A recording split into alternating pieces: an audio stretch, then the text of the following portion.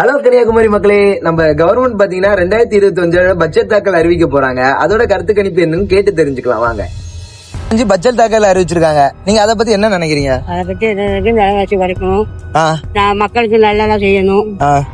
அதான் தெரியும். இந்த பட்ஜெட்ல விலைவாசிகள் சிஎஸ் பெரியனால அதிகமா இருக்கு. ரோடு வசதி அந்த அளவுக்கு சரியா இல்லை. வேற நம்ம இதுதான் முக்கியமான விஷயம். வேற நம்ம கன்னியாகுமரிக்கு இதெல்லாம் வந்தா எவ்வளவுக்கு டெவலப் ஆகும் அந்த மாதிரி ஏதாவது? தொழில் வாய்ப்புகள் நிறைய வரணும். தொழில் வாய்ப்பு ரொம்ப கம்மியா இருக்கு. தொழில் சிறு தொழில் பெரு தொழிற்சாலைகள் நிறைய வரணும். சரிதான், ரொம்ப நல்லா இருக்கும். சரிங்கப்பா. சரி ப்ரோ, 2025 பட்ஜெட் தாக்கல் அறிவிச்சிருக்காங்க. அதை பத்தி நீங்க என்ன நினைக்கிறீங்க?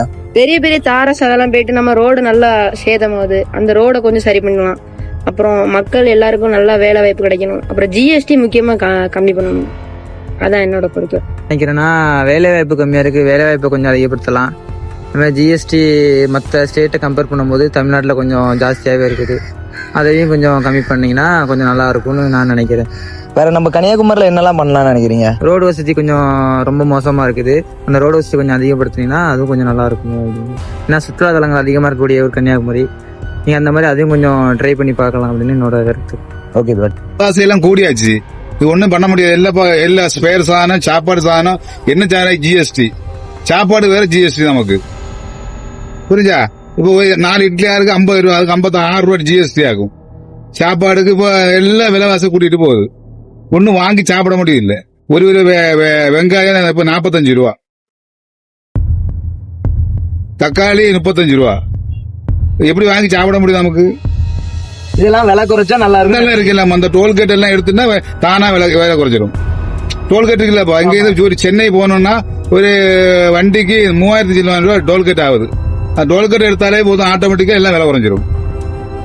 சரிங்க. சரி ரொம்ப நன்றி. சரி. 2025 பட்ஜெட் தாக்கல் எப்படின்னா, அந்த சர்வாதிகாரம் பண்ணக்கூடிய பிஜேபி அரசாங்கம் மாணவர்களுக்கு மாணவர்களோட மனநிலையை கருத்துல கொண்டு மாணவர்களுக்கும் ஒரு குறிப்பிட்ட பங்கு ஒதுக்கணும்னு கேட்டுக்கொள்கிறோம். அதே போல அவங்களோட கூட்டணி ஆட்சியில இருக்கக்கூடிய அரசாங்கத்திற்கு மட்டும் தனிப்பட்ட முறையில பாகுபாடு காணிக்காம அனைத்து மாநிலங்களுக்கும் நிதியை சமமா பங்கிட்டு கரெக்டா கொடுக்கணும் அப்படிங்கறத கேட்டுக்கொள்கிறோம். அதே போல மும்மொழி கொள்கையை எதிர்த்தாதான் மும்மொழி கொள்கையை ஏற்றாதான் பட்ஜெட்டை நாங்க தருவோம் அப்படின்னு தமிழ்நாட்டுக்கு சொன்னது மிகவும் கண்டனத்துக்குரியது.